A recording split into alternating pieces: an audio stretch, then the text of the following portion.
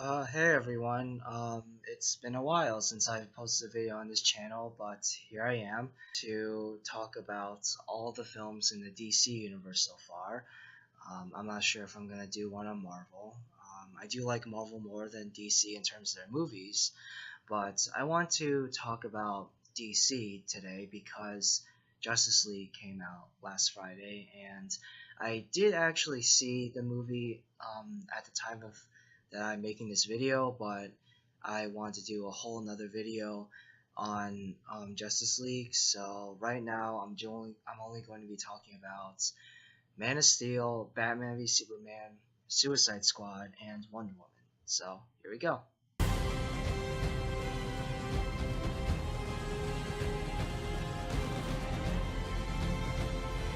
So the first film we're going to be talking about is Man of Steel, directed by Zack Snyder.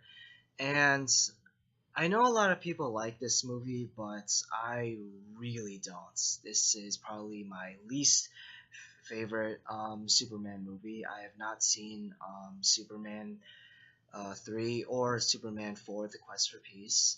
I have seen clips of Superman 4 and they look awful. And I'm sure that Superman 3 and 4 are worse than Man of Steel. But I just really did not like Man of Steel. It was a really bad film, in my opinion. And oh, and Superman Returns. I haven't seen Superman Returns, and I don't plan on watching it. I'm sure Man of Steel is better than Superman Returns, but I only can judge Man of Steel based on the Superman films that I have seen, and I really did not like Man of Steel. It was such a huge letdown for me. I actually remember seeing the trailer for this film in like early 2013 in my English class. I think my English teacher, she showed the trailer to us, and I remember talking to one of my classmates and saying, "Oh my gosh, that looks so cool! Doesn't that look so cool?" And he said, "No." Yeah, he just straight up said no. And I have to agree with him now. Back then, I didn't really have as much knowledge on film as I do now, and and even back then, I remember watching it and thinking, okay, there's something wrong. I don't know what, but there's just something wrong. And once again, I know a lot of people like this movie, but I just don't. I really don't. Like, I really do not like this movie. Henry Cavill plays Clark Kent, aka Superman. He looks the parts, and I can tell that he is giving it his all. Like, I can tell that he really cares about the role and he's trying to do it justice. But I'm sorry, he was terrible. His acting was really bad. Also, someone else I thought was really bad was Russell Crowe as Jor-El. I did not like Jor-El in this movie at all. He was a huge disappointment. Actually, to be honest, I don't really like Jor-El in any of the Superman movies. I don't like Jor-El and didn't like Marlon Brando's Jor-El in the original Superman movie. And also, something else that was really bad, in my opinion, was Kevin Costner as Jonathan Kent. I really liked Jonathan Kent in the original Christopher Reeve 1970 Superman movie. He wasn't on screen for long, but he did have a role, and it felt like there was like history and a relationship between him and Clark Kent. In this movie, I did not feel like that kind of relationship at all. There's one kind of touching scene where Clark, as a boy, says, "Can't I just be your son?" And then Jonathan says, "You are my son." That was touching, but besides that, the relationship between Clark and Jonathan felt really forced. And two of the stupidest things in the movie, in my opinion, the scene where Clark is like, "Well, what was I supposed to do? Just let him die?" And Jonathan says, "Maybe." And also the tornado scene where, spoiler alert.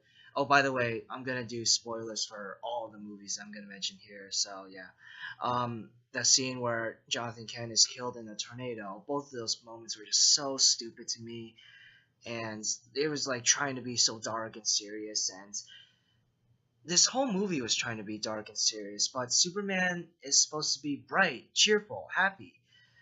I actually have a really good friend who loves this movie, Man of Steel, and he says that he thinks that this movie was supposed to be dark.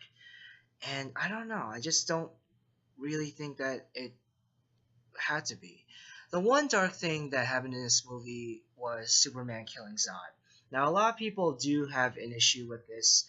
They think that, it's not right with Superman's character. I don't really care. I don't really care whether Superman kills Zod or not. In fact, I actually thought it was fine considering the whole tone of the movie was really dark.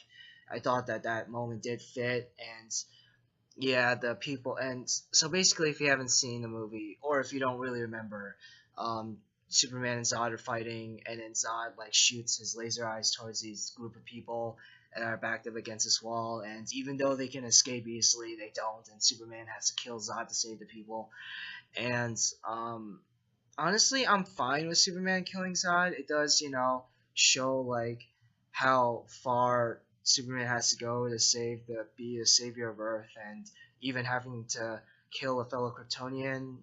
But what I don't like about that scene is that immediately after, it's just like it's forgotten. It's completely forgotten. Immediately after Superman kills Zod, it goes to like a few months later, and Superman like warn and destroying this like government satellite and warning this like general to like not spy on him. And if you're gonna and if you're gonna have Superman kill Zod, then like show like the severity of the situation. Show like don't like move on from it so quickly by this stupid scene where Superman destroys satellite and then his female soldier's like, oh, he's so hot, and then Clark Kent joining a Daily Planet. Just like if if you're gonna like have such a serious scene like that, like keep going with it. Also, I know a lot of people like Amy Adams as Lois Lane and Michael Shannon as Zod. I really didn't. Amy Adams does a fine job, but her character was pointless. Like really, like there was really no reason for her to be in this movie. And and before I go on, let me just say this one thing. I like Michael Shannon. He is a really good actor. In fact, he's probably one of my favorite actors right now. But in this movie, he's just not good. Like sometimes, like half the time, he's like underacting, and the other half he's overacting. With and I will find them, and stuff like that. So yeah, I didn't like him overall. I just did not like this movie, and I guess that's it on Man of Steel. So yeah, let's move on.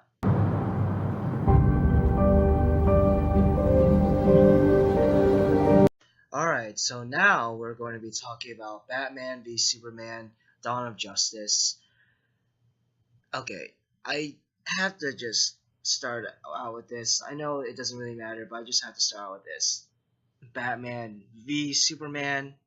I'm sorry, that's just incredibly dumb. The movie should have been called Batman vs Superman. Yeah, so that's like that's one of the few flaws I have. Actually, no, I'm sorry, one of the many flaws I have with this movie. Um, I do think this movie is better than Man of Steel, but it is still such a huge disappointment. There are so many dumb things in this movie. The biggest, probably in my opinion, is Jesse Eisenberg as Lex Luthor.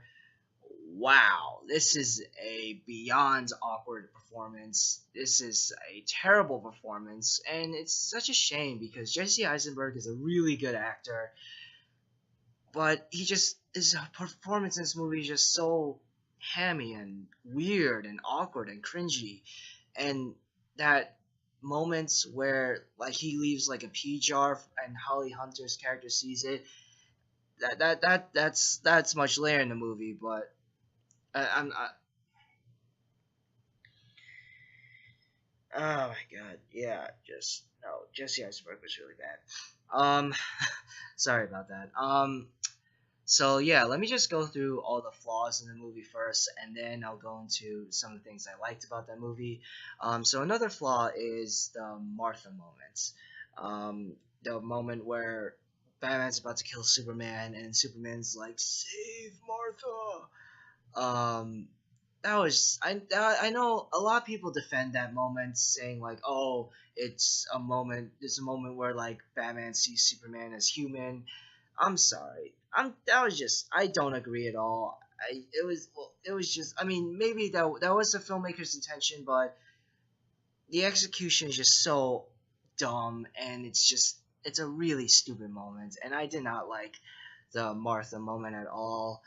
Also, I didn't like that Batman killed people in this movie. I know that a lot of people complain about it, and then a lot of people that defend it, saying, "Oh, but Michael Keaton and Christian Bale killed people too." Yeah, and I don't like that either. I don't like that's the probably one of the few flaws I have with the Tim Burton and Christopher Nolan Batman movies, is that they're like, "I'm not gonna kill you," and then later they do kill people, whether unintentionally or not. In this movie, he definitely intentionally was killing people, and I did not like that at all. I don't like that Batman kills people. I'm fine with him being dark, just not as not a murder. Um, Another thing I didn't like about this movie was the cinematography. There's not as many, but there are moments where there's there are not as many of this as there were in Man of Steel, but there are moments where like the camera will like zoom in and it's like a fake zoom, and I hate those. Like I hate those fake zooms. Like there are a ton of those, not just in Man of Steel but in Avatar as well, and I really don't like those. It just takes me out of the movie. And when I'm watching a movie, I like to like get into the movie, but then when that happens, it's just like ugh. Also, some of the effects in this movie were pretty bad, and there's a lot of moments in this movie where it's clearly a handheld shot, and I wish that there were a lot more shots in this movie that were like more steady, or even like on either not even on tripod, on a steady cam. And I don't know like why he couldn't have just shot it on a tripod or whatever, but or like on a dolly, and why he had to do it handheld. I don't get that.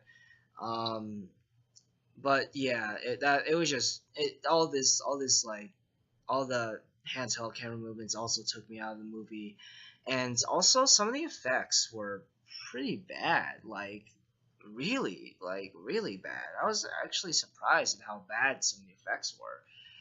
And also, this movie has way too much. There's so much in this movie that did not need to be in it.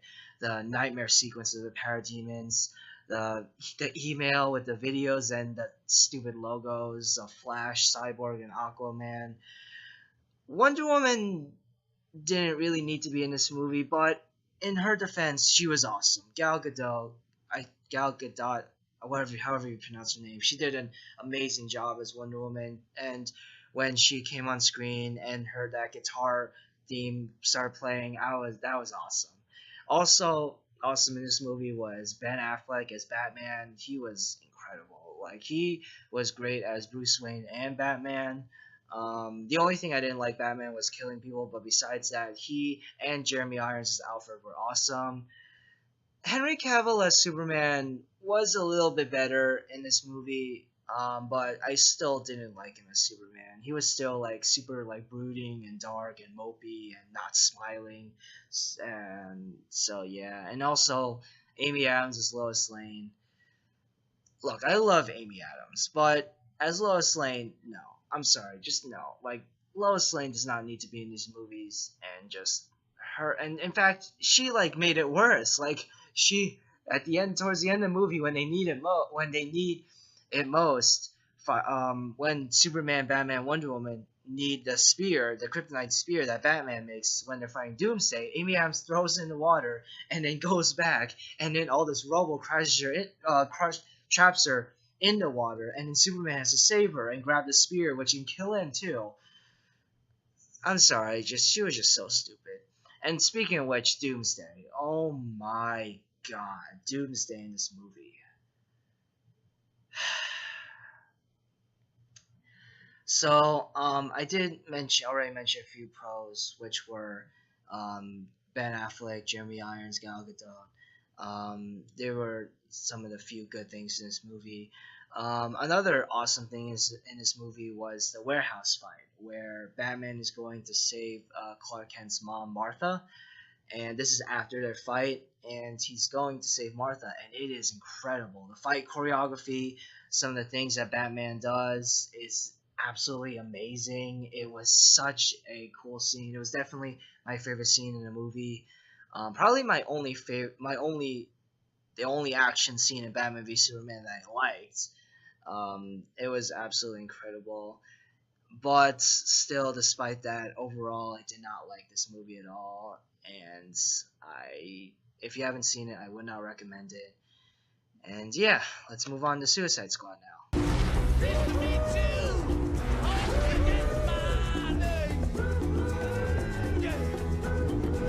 Suicide Squad. It is directed by David Ayer and stars a whole bunch of actors: Will Smith, Margot Robbie, Jared Leto, Viola Davis, and countless others. This is my least favorite DC movie, definitely by far. This movie, it's not bad. It's just really, really underwhelming. This movie should have been awesome. This movie was it was like almost it was practically like gift wrapped for the this like premise of villains going against other villains it was practically gift wrapped for Warner Brothers and DC, and then they delivered this piece of crap. The biggest issue I have with this movie is that it's basically all the bad guys going against the Enchantress, who was originally part of the Suicide Squad. Um, that I hated so much. I hated Enchantress in this movie and Cara Delevingne. I know that a lot of people like Cara Delevingne, but I personally don't. I don't really like her. I don't know. I don't really think she's that pretty either. I know like that's super like awful and superficial of me to say, but I just really don't like her at all. And not in this movie either. I don't think she's a good actress at all. So yeah, it was pretty disappointing that Enchantress was and her brother were the main villains in the story and not the Joker. But at the same time, I am kind of glad that the Joker wasn't that like he didn't have that much screen time in this movie, because I hated Jared Leto's impersonation in this movie. Like he like what he did like behind the scenes, like giving like gifts like a dead rat and bullets to his co-stars and used condoms. When I heard about that, I was just so like disgusted, and I was thinking like, Jared Leto, what the hell are you doing, man?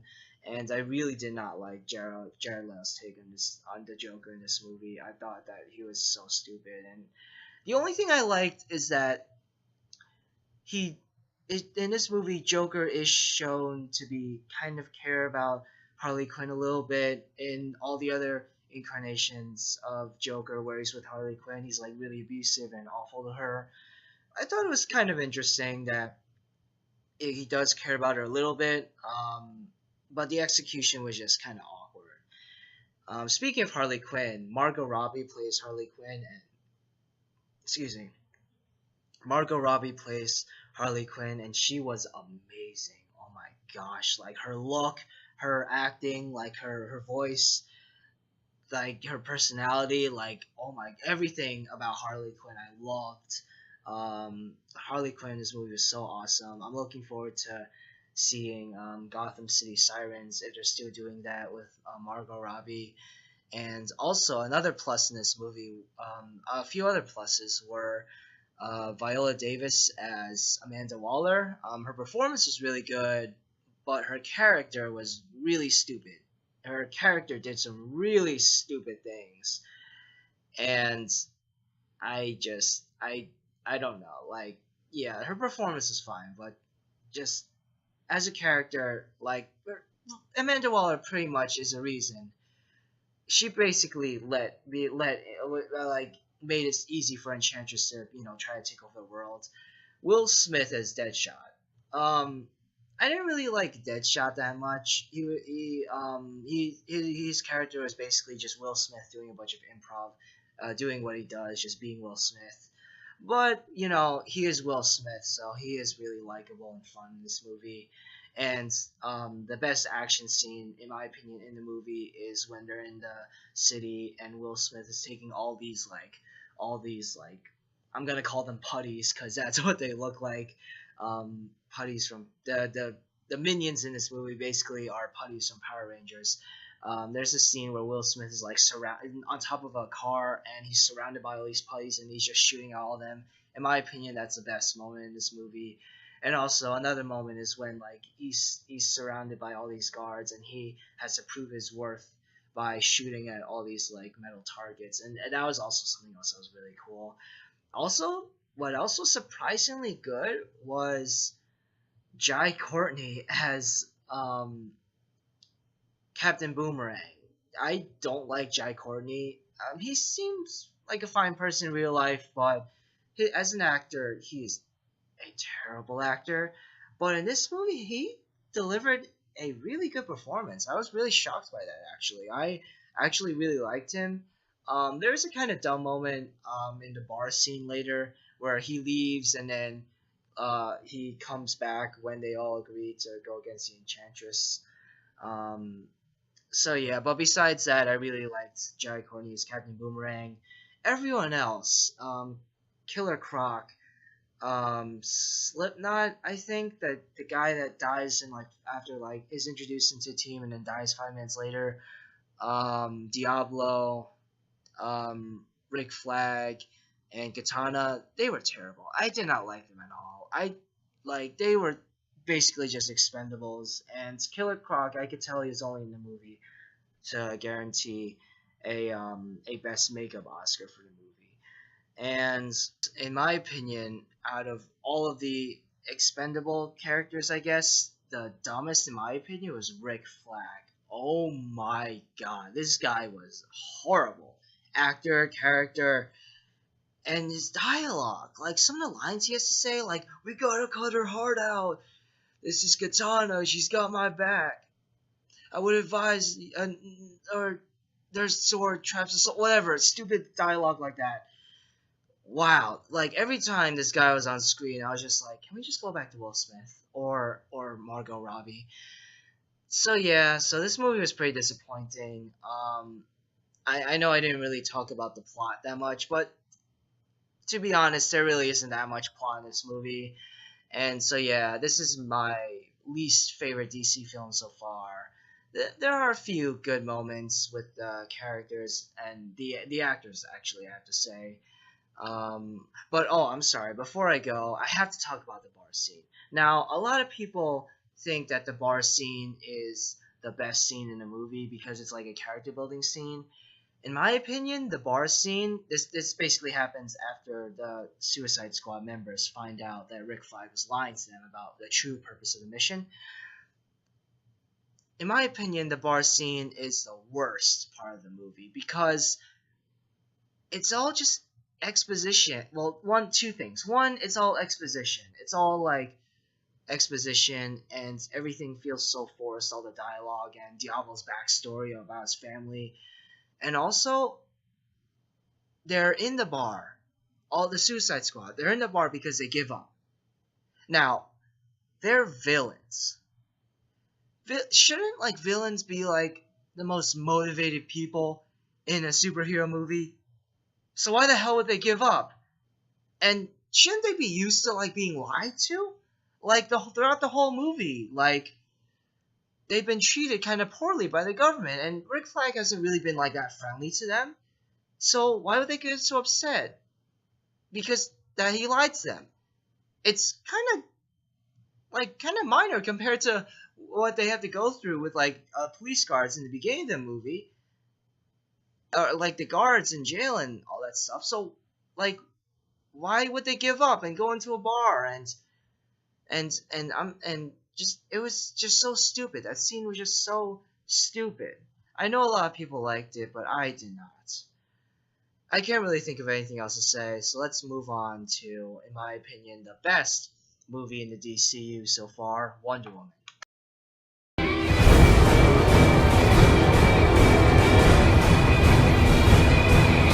Alright, finally, here we are talking about, in my opinion, the best movie in the DC cinematic universe so far, Wonder Woman, which is directed by Patty Jenkins and stars Gal Gadot as Wonder Woman and Chris Pine as Steve Trevor.